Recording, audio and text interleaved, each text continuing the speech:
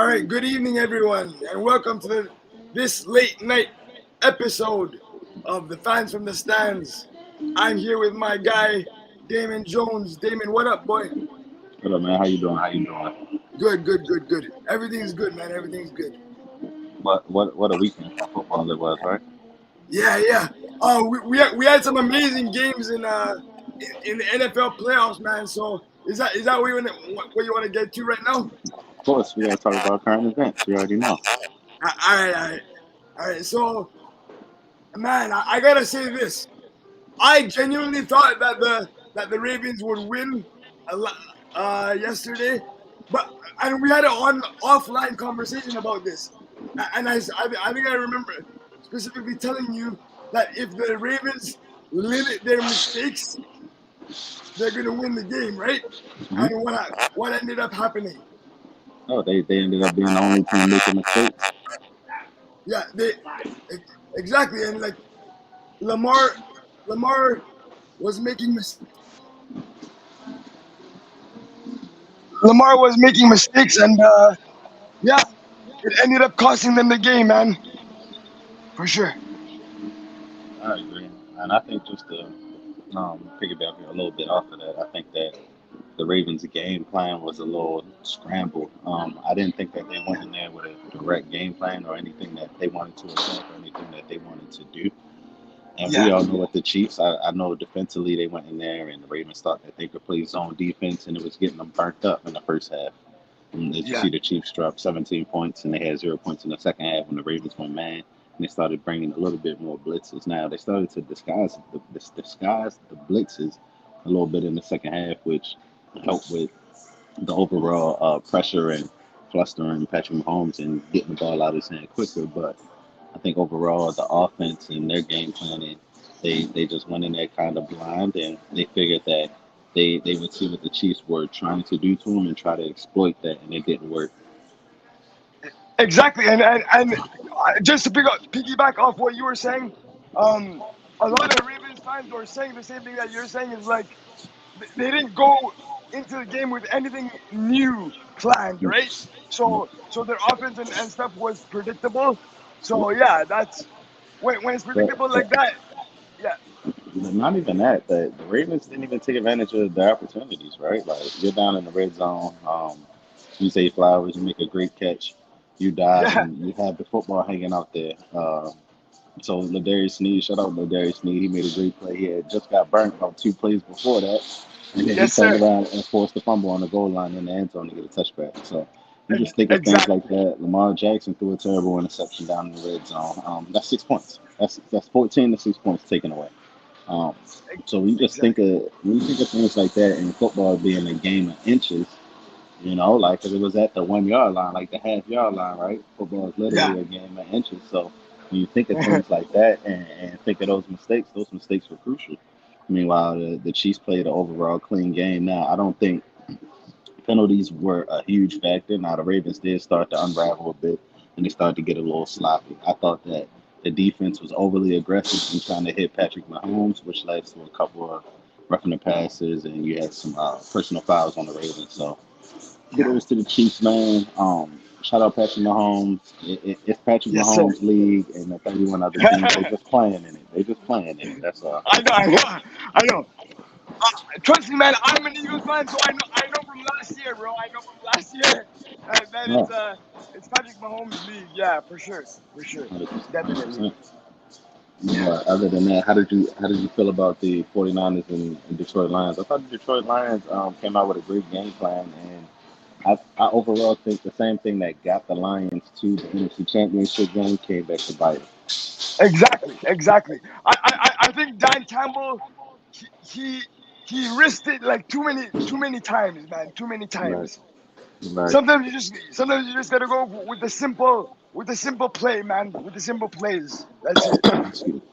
But I mean, also playmakers got to make plays, right? Like players got to make Yeah. plays. Josh Reynolds had a couple bad drops where he was open. Oh, excuse me. Josh Yeah. Reynolds had a couple bad drops where he was open. That fourth down one being the main one. I thought that first fourth down drop when they were up 24-10 in the red zone and they had a chance to get the 3 points back that they had just given up. I thought that was the Yeah, turn of the game, and they gave the 49ers momentum from that point. Um, the Detroit exactly. Lions didn't Yeah, score again. exactly. And I think I think there was a point where um they were they were trying to go for a touchdown, and they should have taken the 3 points actually, right? So I think that was the Lions, right? I believe, Yep. yeah. So I think that was a turning point of the game. That was a turning point of the game. That right Absolutely. there. And they gave the 49ers hope. They had a chance to shut the door on the 49ers, and they just opened it up and let them back in.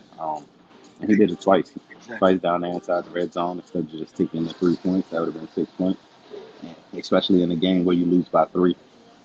So Yeah. you just think about the magnitude of the game and where you're at. I understand that being aggressive was the key that got you into the game, but also at the same time, you just got to take the points. I And, agree. and I hey, agree. all the credit to Dan Campbell, though. He got that organization turned around. The Lions look Yeah. great. I think they're going to be a problem next year as well. I do not think it's a fluke. I think they will win Oh, the North next year. they're definitely gonna be back. They're definitely gonna be back next year for sure. Yeah, and Yeah, many years after this. So right. Now, I like the they're in Packers, good too. hands. Yeah, I like the Yeah, yeah. Packers, too, though. Don't get me wrong. The Packers are good. They got a I great know group of young receivers. Jordan Love is amazing. Jordan Love is amazing. Yeah, he'll be back there too. The Yeah. Packers look great. So, the Packers got a good young team. The Detroit Lions are pretty young. They'll be back. The NFC is going to definitely take a turn. Now, now, now to reach further into this NFC talk here. Yeah, yeah. I'm concerned about not only the Eagles, but I'm also concerned about the Cowboys, and what they're going to do next year and what they're going to be. Okay. The Giants are Okay. going to be bad, of course. The Tampa Bay Buccaneers may be okay, depends on if they can retain Mike Evans. Yeah. I think they should sign Baker Mayfield to at least a 3-year contract. I think he deserves it. Baker Mayfield isn't Well bad. deserved. Well deserved. Yeah. Baker Mayfield isn't bad. Baker Mayfield get a lot of flack for a lot of the antics and things that he does on the sideline, but overall, as a football player, Baker Mayfield can actually play the game. He's a quarterback that you can lean on his right arm and he can win you the game. Yeah. I agree. Okay. To be honest, and this is not a biased opinion, but I'm not. To be honest, I'm not too worried about the Eagles. Um, I think they still have players like uh of course Jalen Hurts and AJ Brown. I think they'll be all right. I think they'll be all right. I, to be honest, No, I I think they'll think they'll be all be all right. right, but it's just the overhaul. I think the pressure is on the Eagles to perform. Like when you think Yeah, about, yeah. and the Cowboys too. It's on the Cowboys to perform. Like Oh, Mike McCarthy, we already know. Don't worry, we already know that Mike the Cowboys are Mike gonna flop anyways. Mike McCarthy We didn't already. get his contract renewed, so I think he's gonna be under a lot of pressure, under a lot of fire to win right away. But not only win games, but he has to win at least 2 games in the playoffs. I think if he doesn't get to the NFC Championship game, he's done. He could get to the divisional round and lose, and they'll still fire him. So I believe he's under a That's lot of true. scrutiny right now. He's under a lot of pressure. Same thing with Nick Sirianni. I think he has to perform. He got to go out there, and I think it's the same thing with him too. He at least got to probably get to the divisional round. I know he just went to the Super Bowl, so that should Yeah, help. And then he went to the playoffs again after that, so that should help buy him just a tad bit of time. But he can't have another first round exit. Nick Sirianni has another first round exit. He's gone. I agree with you. I agree with you.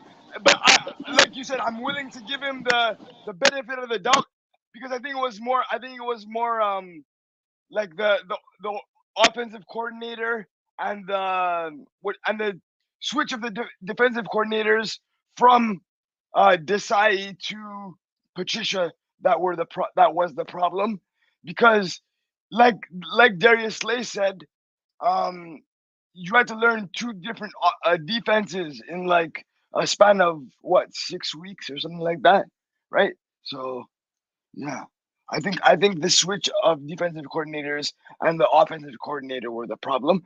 So I'm willing to give Nick Sirianni another shot. No, absolutely, I agree. Hopefully they address their corner. Same thing with the Ravens. The Ravens need to address their DBs. Got to figure out what to do with Marlon Humphrey.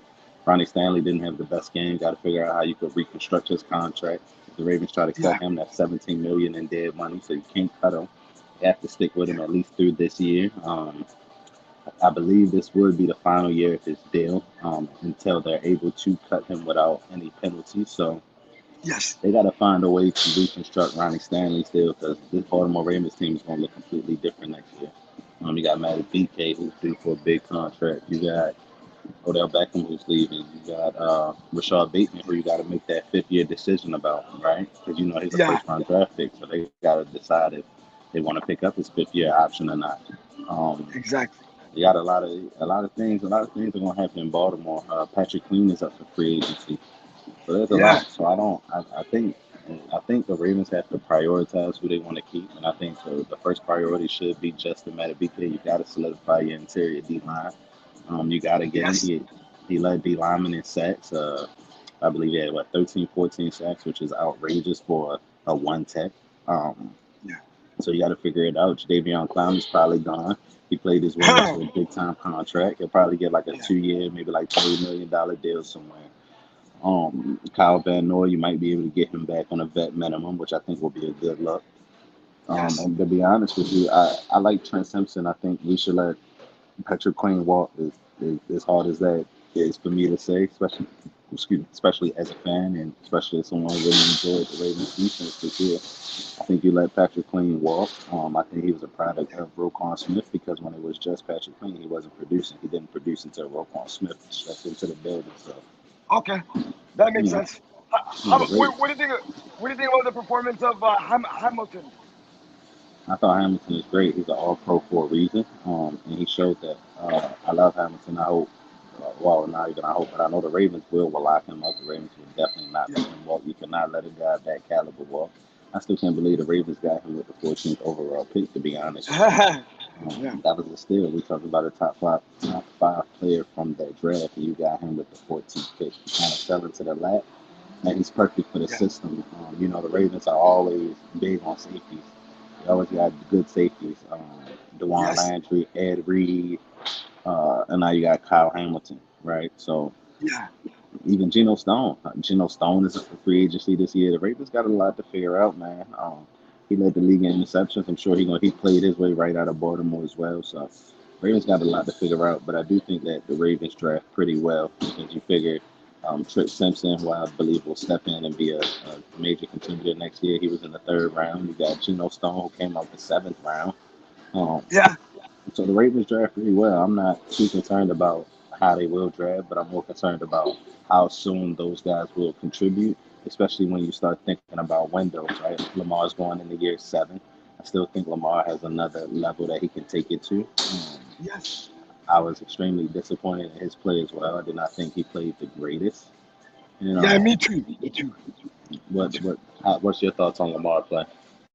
Uh, like I said, so I think we had an on offline discussion about this earlier, right? So I said that if Lamar limits his mistakes, they're gonna win the game, which he didn't limit his mistakes, right? So with Lamar, it's like I don't know how to say this. It's like there's no gray area with him though.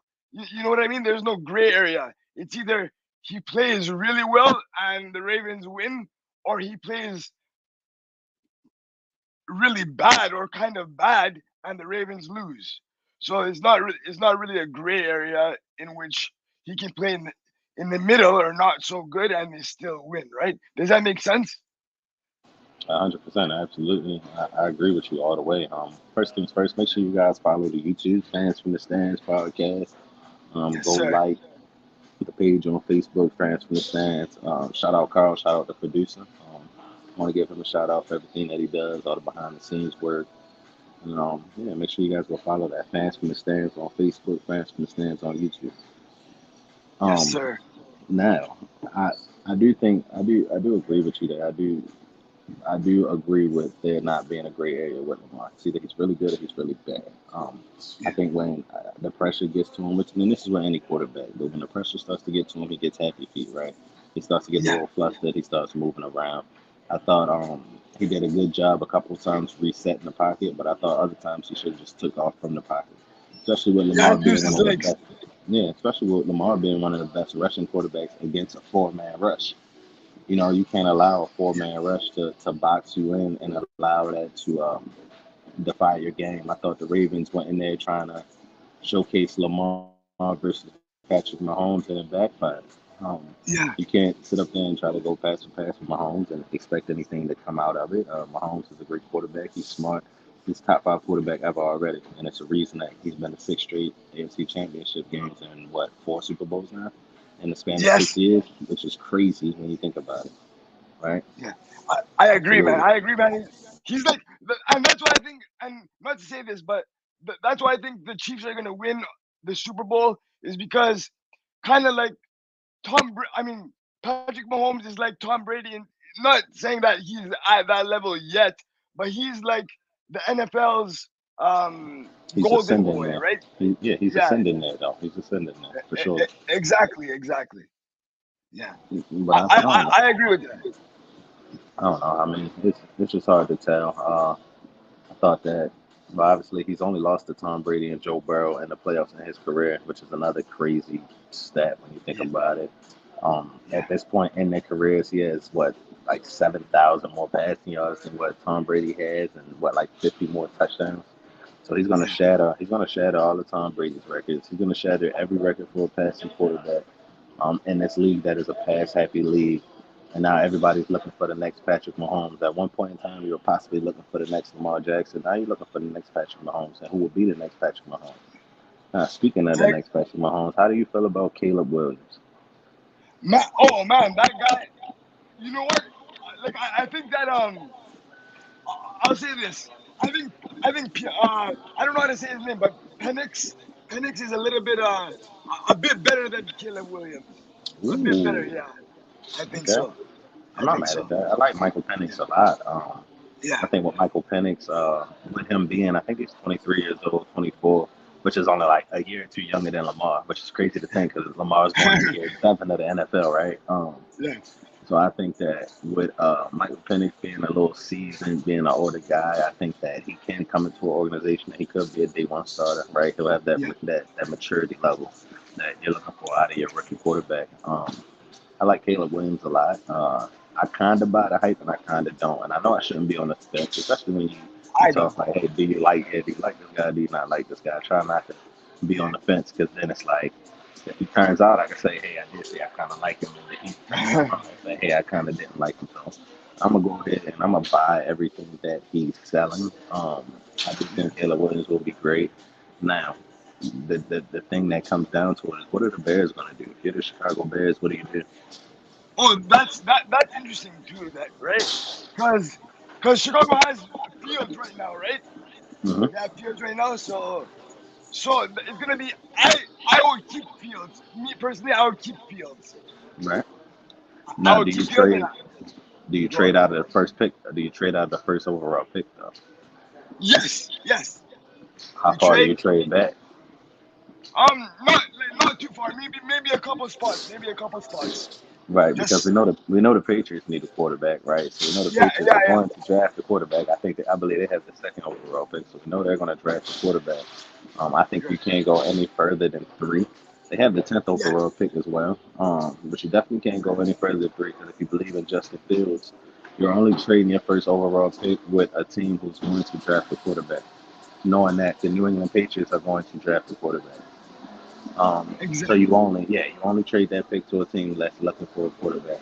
Hopefully they don't finesse you and go and draft Marvin Harrison Jr. Right, but I believe if Yeah. you're able to pair Marvin Harrison Jr. and DJ Moore with Justin Fields, I believe the sky's the limit. And I would also say look out for the Bears in the AFC North. The AFC North is going to be pretty Correct. competitive.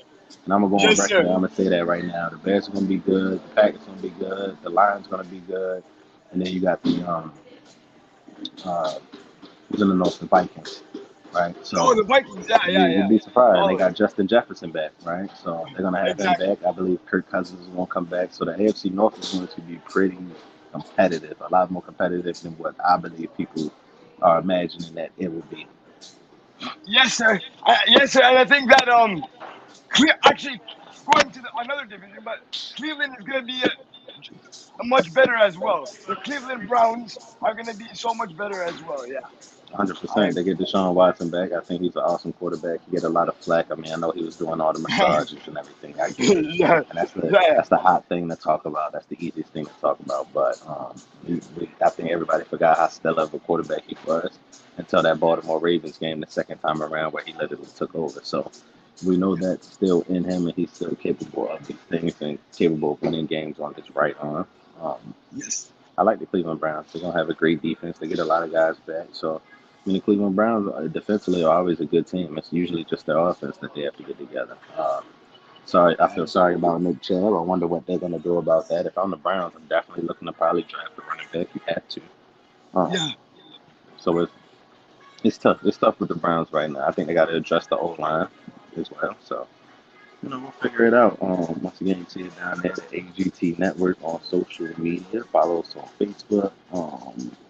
We got the Main Event Podcast. We got Fans from the Stands Podcast on Facebook. You can follow us at the AGT Network on YouTube as well. So you can get all your latest videos, all your sports talks, and everything that you're looking for. How do Yes, you sir. how do you feel about the Lakers losing to the damn Rockets today? What do you make of that? Man, the Lakers have been struggling since they won that in season tournament banner, right? So Do so you think do you think that's all they were playing for this year? They wanted yeah, to yeah, really win that. I agree. basically, yeah, yeah. I agree. I think so. It's weird because it's like the Rockets beat the Lakers twice this year, Yeah, um, which is actually weird. Then they beat the snot out of the Lakers this time around. You had some good games from LeBron, right? Obviously, LeBron had a solid game. D'Angelo Russell has been solid for the Lakers as of late. yeah. Um, I was checking the stats there. D'Angelo Russell has been solid for the Lakers as of late, continuously leading the team in scoring. Anthony Davis has been playing on an MVP kind of level. Yeah. And credit to him being there for every single game, right? Because he get a lot of flack for that. He get a lot of back talk for that. For Not too much. injuries. Yes. But this season he has been available. I think that if the Lakers weren't sitting at a 500 records, the 500 record sitting at 24 and 24, Yeah. I believe we'd be talking about Anthony Davis in the MVP right now, easily. Um, Oh wow. he's easily been one of the best players in the league. Easily, no question about it. We're talking about a guy who's possibly playing like a top five guy in the NBA, along with probably he's going to win the Defensive Player of the Year, right? So Anthony when you Davis, think, yeah. yeah, so when you think about all these things and everything that he's doing, him being a top five player this year, I'm not talking overall, obviously, right? We know Anthony Davis is probably a top 12 player in the NBA overall, no question Yeah. about it. But when he's locked in the way he is now during this season and being available, Anthony Davis is playing like a top five player, no doubt about it. And I think LeBron is being LeBron as well. I think D'Lo has been decent. The person who I'm really curious about is Austin Reeves. He's been extremely inconsistent. D'Lo has got it together. He's been extremely consistent, shooting the ball at a high clip right now, basically on par with his career numbers. So I think that it will keep up, obviously, right? Because it's not like he's shooting way above his career numbers, right? Or anything like that. When you shoot way above your career numbers, you can think that, okay, this might not keep up. And when you shoot way below it, you can also think like, hey, this might not keep up. And when you're shooting right at that career clip, you can Yeah. expect for that to continuously keep up throughout the season as it progresses. I'm interested to see if they actually do trade D'Lo, if they trade Austin Reeves. What do you think I, they should do? I feel like, and this is how I feel. So I feel like a lot of players are playing well right now because they know there's a chance of them getting traded, right? And some people don't want to get traded, right? So I Right. think that I think they're gonna at the end of the day, I think they're gonna end up trading D'Angelo Russell. I think He has the most trade because value. yeah, exactly. He has the Mm-hmm. most trade value, and Most trade that's value. what they can get pick like pieces back for, right? Mm-hmm. For the most just part. because So he I think just because he is playing so well. So you can trade him to you can find a contender to possibly trade him to. But supposedly Quinn Snyder, who's the coach of the Hawks, right? Isn't that Quinn Snyder down there? yeah, yes, yes. So Quinn Snyder came out and said that he doesn't want to trade DeJounte Murray from the Ooh, Hawks. okay, Right, okay. so it'll be interesting to see what the Hawks do because obviously that comes down to the GM, player personnel, and if they feel that they want to move Dejounte Murray, they'll move him. But Yeah. with your coach publicly saying this, it's like I don't think that they will make that lateral move and try to get rid of a guy who he wants to keep. So it'll be interesting to see who the Lakers pivot towards. I think they'll try to get Kyle Lowry off the buyout market. I'm sure they wanted to buy him out. That's what the Lakers Yeah. do. They try to get these old vet guys, and hopefully they could go on a run for them and get hot in crucial games where they need them. That's kind of what they've been depending on the last 3, 4 years. So I expect them to try to go after him in the buyout market. Yeah. But I just don't think it's going to be enough, man. The West is loaded. You got the Clippers who are playing really well. They got four studs over there. My You guys. got you Those are my got the guys, Denver man. Those are Nuggets. my Yeah, guys. the Clippers are playing really well. The Denver Nuggets are playing really well. The Timberwolves are playing really well. Like the West is loaded, man. And it's going to be hard for the Lakers to keep up. I'm quite surprised at how that the Warriors have been struggling, right? I know. It's sad. It's kind of sad. I'm kind of sad about that, eh? It's kind of sad to see that. Yeah, It's because kind of it's sad almost to see like that. you're wasting Steph Curry's prime. I mean, he just gave you a 50 ball and you lost the game, right? I know, You man. lost the Yeah. game. Klay Thompson gave you 24 points on 24 shots, so he's definitely still not the same guy that he used to be. He can't really shoot. He doesn't have the lift. He doesn't. He's not the defender that he once was. Andrew Wiggins, I think he falls into that gray area too, right? Because he's either gonna play Yeah. really well or he's gonna play really bad. Yeah. Andrew Wiggins is in a situation where um, I thought he lost a lot of playing time for no reason, but I also think that Jonathan Kuminga deserves a lot more play time. So I just Yeah, think I Steve agree. Kerr. I think Steve Kerr was just the beneficiary of a Mark Jackson created team. Correct. Mark Jackson and those guys drafted a majority of those guys and put that team together. I believe Steve Kerr was able to come in and maximize the most out of those guys and create that triangle offense. And he got a lot of them in their prime. And lately, we've been seeing Steve Kerr make a lot of bad decisions, a lot of questionable decisions. Where we had Yeah. Kuminga, who had 28 points, but he wasn't in the last 3 minutes of fourth quarter in a game that they Damn. had lost, right? So Damn. Yeah. when you start thinking about those questionable things and what Steve Kerr likes to do, you just start to think, okay, well, how much more time does Steve Kerr have in Golden State? I don't think Not that. much. Not much. Yeah, I I can don't think tell you they'll that. make a. Yeah, I don't think they'll make a knee-jerk reaction and get rid of him right away. But I mean, I believe that Steve Kerr is one of those coaches who are on that low-key hot seat. Right, he got to figure Oh, it out. Especially if he loses this season, that's gonna make two losing seasons for him. Last year he made it to the second round, but it's like you talk about you got Steph Curry. You got to play that yeah. magnitude. It's championship or bust, just like the Lakers with LeBron and AD, right? Yeah. That's correct. Yeah. I agree with that. I agree. Yeah. And So I think, yeah, go ahead. Sorry. no, no, no. Sorry. No. What? Okay, no. I was gonna say I think going back to Kyle Lowry, I think he might actually try to go home to Philly. Oh, I wouldn't mind that. I think that's a good look. Yeah, I think so. That's a I good think look. so. You won't Yeah. be leaned on so hard there to score 15 points because you know the Lakers gonna hate. You gotta give us a 8 to 12 points. You know what I mean? And do I Yeah. think he's that same player? I don't think he can give you that anymore.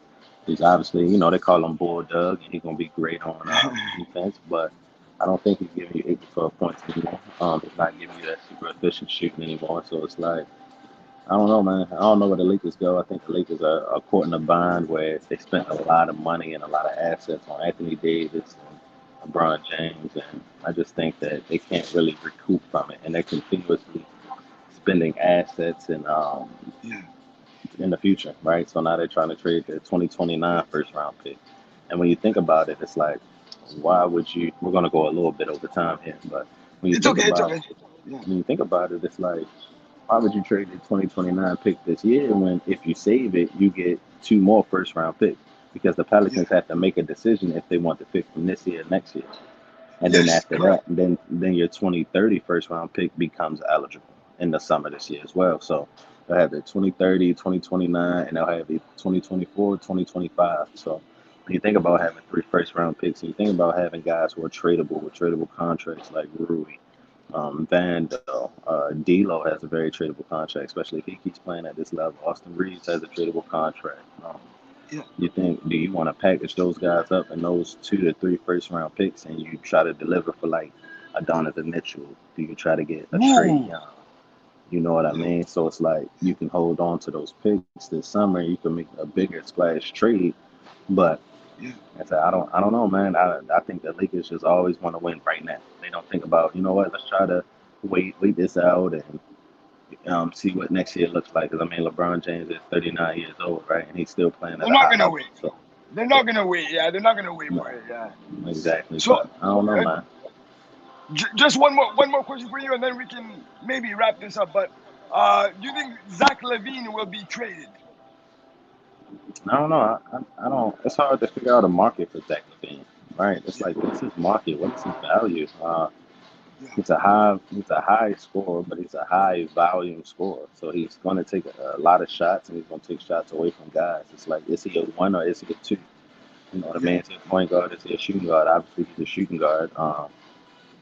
He's a shooting guard with a decent three ball. I believe he shoots like 37, 38% from three. Excuse me. Yeah. So that's okay. That checks the box. Will he Yeah. engage defensively? I think that's another big thing. I don't know if he will engage defensively with guys. And then you think about what do you have to give up to get Zach Levine, right? And is this Yeah. guy going to be a guy who is going to take you over the top, or is this a lateral move? I feel like if the Lakers try to trade that first round pick and make it Reeves and try to get a Zach Levine, I mean, it gives you an explosive score, but I almost feel like it's a lateral move in a way, Okay. right? Like it Okay. doesn't really Mm. change your ceiling or anything. I think you go from like a playing team to maybe a team who makes it to the seventh or sixth seed. If you get into the second round, I don't know. Not if you got to play Denver. Not if you got to play the T Wolves. Not if you got to play the Clippers. Okay. You know, so Okay. I, Yeah, I that just makes sense. don't. Yeah, I just don't think that.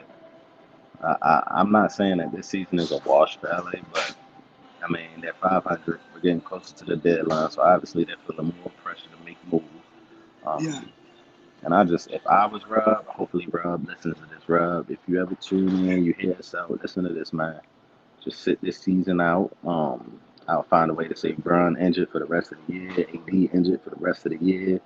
Save that first round pick, get two more in the summer, man. Go get Trey Young, man. Go get Donovan Mitchell or somebody. They Oh out yeah. there. They You know gonna be what? available. You know what? Trey Young on the Lakers would be absolutely phenomenal.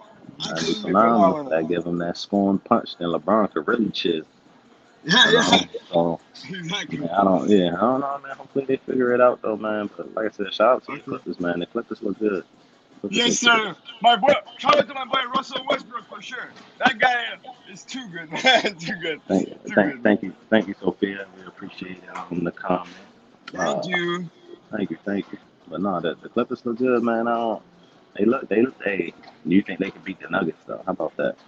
Yeah, yeah. They can be the Nuggets. They can be the Yeah, Nuggets for sure. they don't You have know, to. you know why I say that is Why? because if Kawhi and if Kawhi and Paul George don't perform, which they will, but if they don't, we also have Harden and Russell Westbrook to take over, right?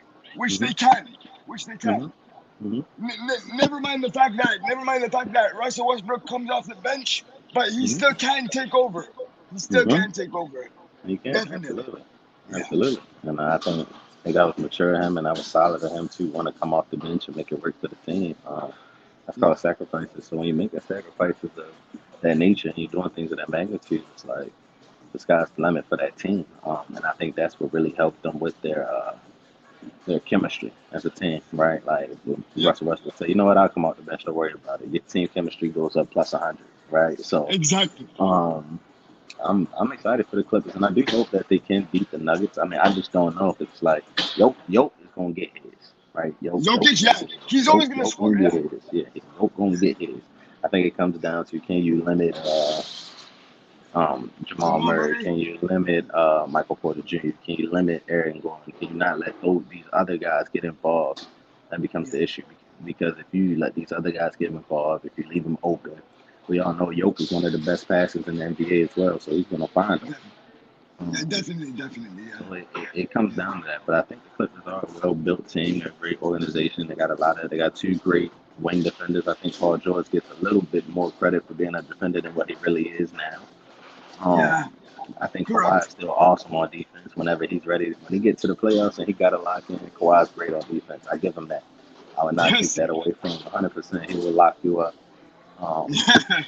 Clamps. you can't Put them clamps 100%. on. So our show next week we will be going live on Sunday at 4:30 Eastern, 1:30 Pacific time. We'll be going live next week on Yep. Sunday during the Pro Bowl at 4:30 Eastern, 1:30 Pacific time. Please everybody tune in and again make sure you follow AGT Network. Also follow us on Facebook at the Main Event Podcast at Fans from the Stands. I Yes, sir. enjoy I enjoy getting with you tonight, Costa, on this late Yes, edition sir. of the show. I Yeah, look yeah. forward to many more. I appreciate your time and your diligence and everything that you do. Carl, I appreciate Hey, you man. 100% as well. Hey, man. The pleasure is mine. It's an honor to have you as my co-host. So thank you very much for being here, man. Thank you. I I appreciate it. appreciate it. I appreciate it, man. Once again, Yeah. Carl, thank you for everything that you do behind the scenes. And Uh-huh. go Ravens, go Lakers. Hopefully, we figure this out. All right. All right. All right, you guys. All right. Thank you for tuning in and catch us next week. Thank you, everyone.